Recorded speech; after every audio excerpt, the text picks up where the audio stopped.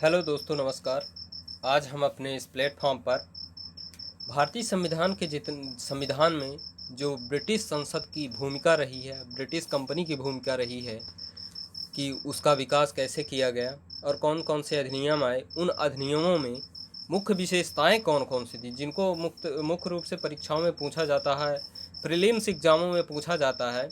PCS या कि कोई भी स्टेट एग्जामिनेशन जैसे लेखपाल हो गया, बीडीओ हो गया, ग्रामीण विकास अधिकारी हो गया और छोटे अधीनस्थ चयन सेवाओं की परीक्षाओं में, अकाउंटेंट सी के परीक्षाओं में पूछा जाता है। उनमें उनके बारे में आज देखेंगे।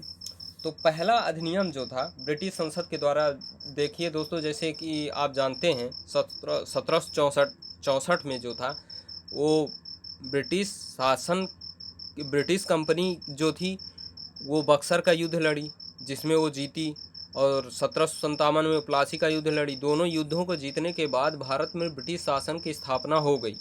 मतलब ब्रिटिश शासन के कब्जे में राजनीतिक मजबूती पकड़ आ गई। भारत में राजनीतिक सत्ता की चाबी जो है कंपनी के हाथों में आ गई। तो इसको नियंत्रित करने के लिए ब्रिटिश संसद ने एक पहला अधिनियम जो लाया 1773 का रेगुलेटिंग अधिनियम जो था,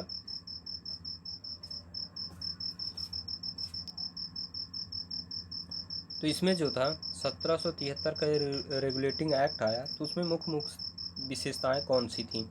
तो पहली इसकी विशेषता ये थी कि ईस्ट इंडिया कंपनी को नियंत्रित करने के लिए ब्रिटिश संसद द्वारा उठाया गया पहला कदम जो था वो था रेगुलेटिंग एक्ट के रूप में ब्रिटिश संसद ने पहला कदम उठाया। इसके तहत उन्होंने क्या क्या व्यवस्थाएं की, इसके लिए उन्होंने जो उस समय के गवर्नर जनरल थे लॉर्ड वारेन हेस्टिंगस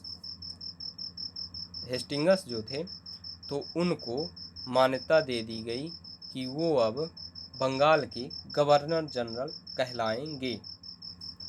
और दूसरा महत्वपूर्ण अधिनियम जो अक्सर परीक्षाओं में पूछा जाता है कि इस अधिनियम के तहत कलकत्ता में एक सुप्रीम कोर्ट की स्थापना की गई। सुप्रीम कोर्ट, दोस्तों, सुप्रीम कोर्ट की स्थापना की गई, तो उसमें 3 न्यायाधीशों को मिलाकर इस सुप्रीम कोर्ट की स्थापना की गई। इनके जो पहले न्यायाधीश बने, मुख्य न्यायाधीश बने, वो सर एलिजाह एम्पे बने। इसके बाद कंपनी के अधिकारियों को भारतीयों से रिश्वत लेना या किसी प्रकार का गिफ्ट लेना प्रतिबंधित कर दिया गया ब्रिटिश संसद द्वारा।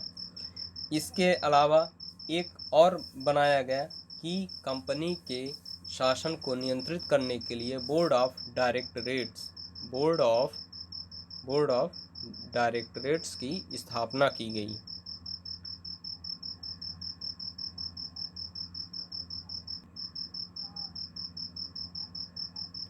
अब दोस्तों आगे देखते हैं कि अब आता है एक्ट ऑफ सेटलमेंट। ये 1781 में आया। इसमें क्या प्रावधान किया गया? इसमें मुख्य प्रावधान ये था, इसको लाया क्यों गया, कि इसमें जो कमियां रह गई हैं उन कमियों को दूर किया जाए एक्ट ऑफ सेटलमेंट के माध्यम से। तो इसमें ये किया गया कि जो कलकत्ता की सरकार थी या बंगाल में जो ब्रिटिश कंपनी की गवर्नर जनरल था, तो उसको बंगाल, बिहार, उड़ीसा के लिए भी विधि बनाने का अधिकार, मतलब कि कलकत्ता में जो गवर्नर जनरल होंगे तो उनकी परिषद बिहार, उड़ीसा के लिए वो क्या बना सकते हैं, कानून बना सकते हैं, विधि बना सकते हैं। इसके बाद आपका आता है 1784 का पिट्स इंडिया एक्ट। इसके द्वारा इसका मुख्य प्रावधान था कि दोहरे प्रशासन का प्रारंभ किया गया। इस अधिनियम के माध्यम से दोहरे प्रशासन का प्रारंभ किया गया। इसमें व्यापारिक मामलों और प्रशासनिक मामलों को अलग कर दिया गया। व्यापारिक मामलों को कौन देखेगा? Board of directorates. और प्रशासनिक मामलों को कौन देखेगा?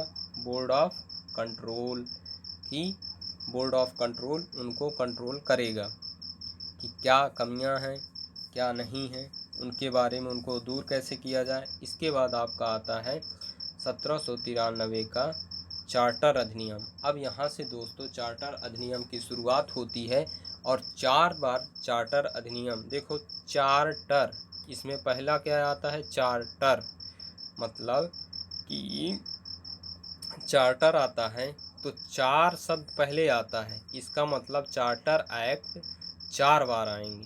कितने बार आएंगे? 4 बार आएंगे। चार्टर मीन्स होता है, हिंदी में इसको राजलेख बोला जाता है। राजा के द्वारा जो लेख या कानून दिए गए हैं भारतीय संविधान में, उनको चार्टर अधिनियम बोला जाता है। तो 1793 में चार्टर अधिनियम आया। इसमें मुख्य प्रावधान ये किया गया, जो कंपनी के प्रशासनिक अधिकारी हैं उनको वेतन आदि भारतीय राजस्व से दिया जाएगा। इसके बाद आपका आएगा 1813 का चार्टर अधिनियम।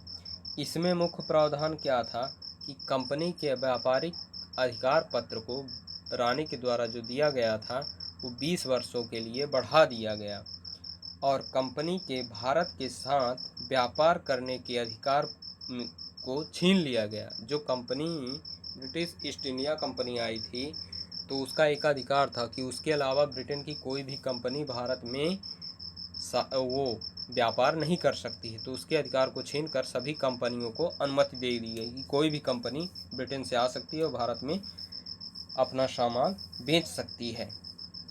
इसके अलावा चीन के साथ व्यापार और चीन और चाय के साथ व्यापार को एकाधिकार बनाए रखा गया। उसके लिए 20 वर्षों में एकाधिकार प्राप्त रहा।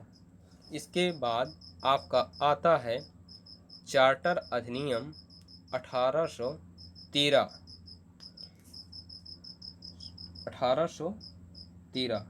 ये तो हो गया, सॉरी। इसके बाद आपका आता है 1833 का चार्टर अधिनियम। इस अधिनियम की मुख्य विशेषता क्या थी? इसके द्वारा कंपनी के पूर्णतः आधिकारिक मामलों को पूर्णतः समाप्त कर दिए गए, एकाधिकार वाले मामलों को। अब कंपनी का कार्य ब्रिटिश सरकार की ओर से भारत का शासन करना रह गया। कंपनी क्या करेगी? भारत में केवल शासन करेगी, ना कि व्यापार करेगी। व्यापार वाणिज्य का काम नहीं देखेगी कंपनी। अब धीरे धीरे इनकी सत्ता भारत में मजबूत हो गई थी, इसलिए इनको इस तरह के कार्य ब्रिटिश संसद द्वारा सौंप दिए गए और बंगाल के गवर्नर जनरल को भारत का गवर्नर जनरल ऑफ इंडिया का नाम दे दिया गया। तो पहला गवर्नर जनरल का कौन सा बनेगा? जो इस समय रहा। इसके बाद गवर्नर जनरल की परिषद में एक विधि सदस्य को अनुमति दे दी गई। अब इसी अधिनियम के तहत एक विधि आयोग नियुक्त किया, जिसके अध्यक्ष लॉर्ड मैकाले को नियुक्त किया गया था। आगे देखते हैं दोस्तों 1853 का चार्टर अधिनियम। 1853 का चार्टर अधिनियम, इसमें क्या क्या प्रावधान थे? मुख्य प्रावधान क्या थे? इसमें कंपनी के महत्वपूर्ण पदों पर जो नियुक्तियां होती थी पहले पक्षपातकारी, उनको प्रतियोगी परीक्षाओं के माध्यम से भरने के लिए आदेश कर दिया गया कि अब जितने भी प्रशासनिक पद भरे जाएंगे कंपनी में, वो सब प्रतियोगी परीक्षाओं में जो क्वालिफाई करेंगे उनको ही लिया जाएगा।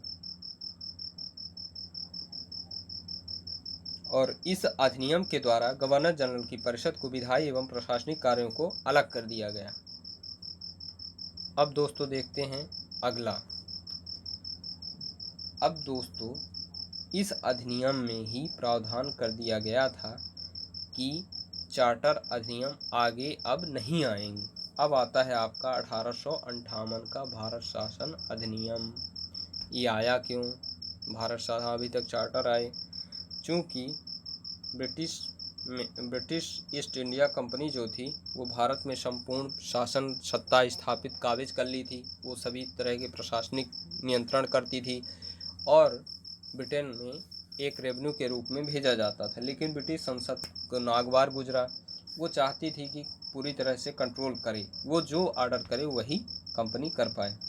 तो इसके लिए और यहाँ पर एक 1857 का महत्वपूर्ण विद्रोह होता है। इसको देखते हुए कंपनी का संपूर्ण सत्ता छीनकर ब्रिटिश संसद उसको ले लेती है और इसी अधिनियम के तहत भारत का शासन कंपनी से छीनकर किसको चला गया?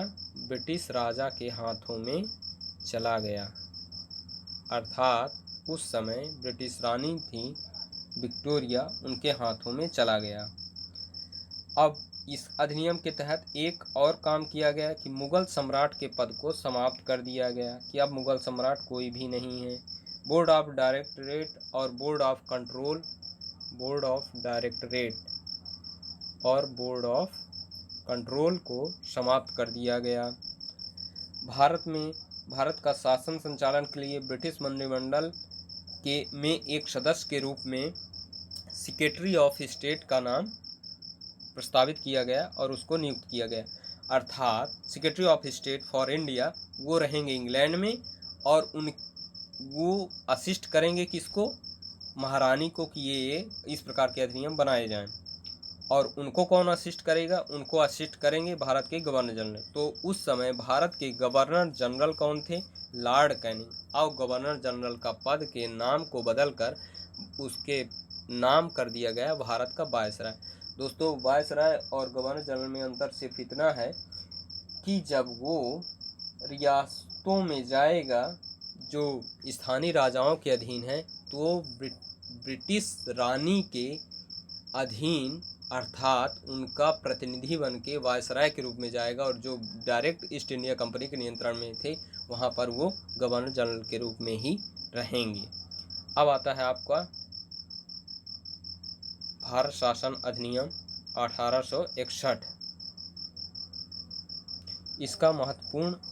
इस अधिनियम की महत्वपूर्ण विशेषता ये थी, इसमें पोर्टफोलियो की प्रारंभ किया गया। अर्थात विभाग प्रणाली यहीं से स्वीकार की गई और इस समय गवर्नर जनरल एवं वायसराय जो थे वो लॉर्ड कैनिंग थे। इसमें अध्यादेश जारी करने की गवर्नर जनरल को शक्ति दी गई। जो वर्तमान में दोस्तों राष्ट्रपति के द्वारा अध्यादेश जारी किया जाता है अनुच्छेद 123 के माध्यम से, वो शक्ति यहीं से आती है, यहीं से प्रेरणा ली गई है भारतीय संविधान के द्वारा। इसके बाद आता है आपका 1873 का अधिनियम। इस अधिनियम के द्वारा यह उपबंध किया गया कि ईस्ट इंडिया कंपनी ये आपका दोस्तों 1873 का अधिनियम है। इसमें ये प्रावधान किया गया कि किसी भी समय कंपनी को भंग किया जा सकता है। फिर आपका आता है 1892 का भारत परिषद अधिनियम। इसमें मुख्य प्रावधान ये था कि अप्रत्यक्ष चुनाव की शुरुआत की गई। इसके द्वारा राजस्व एवं व्यय बजट पर बहस करने की अनुमति भारतीय सदस्यों को दे दी गई। अब आता है भारत का शासन परिषद अधिनियम 1909।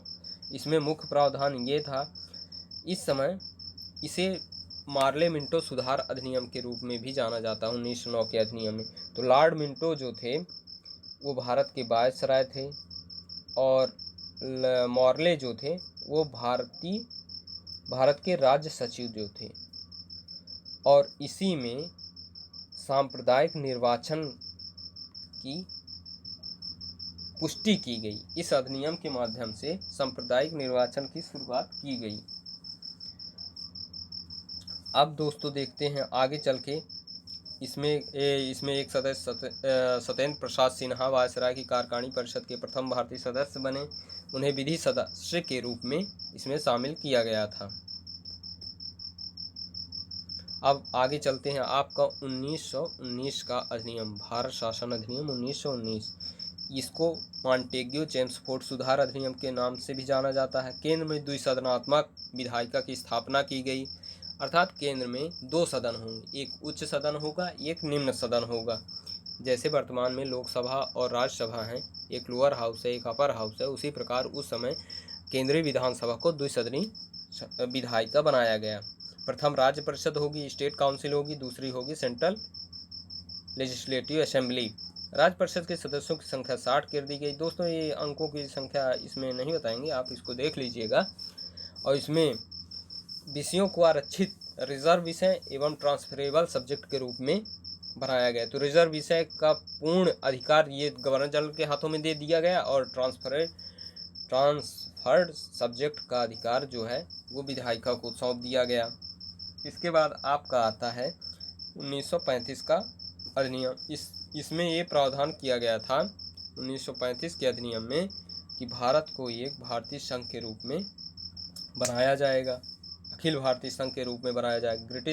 11 ब्रिटिश प्रांतों, 6 कमिश्नर वाले क्षेत्रों, सभी को मिलाकर देशी रियासतों को। लेकिन ये अधिनियम का प्रावधान कभी पूर्ण नहीं हो सका।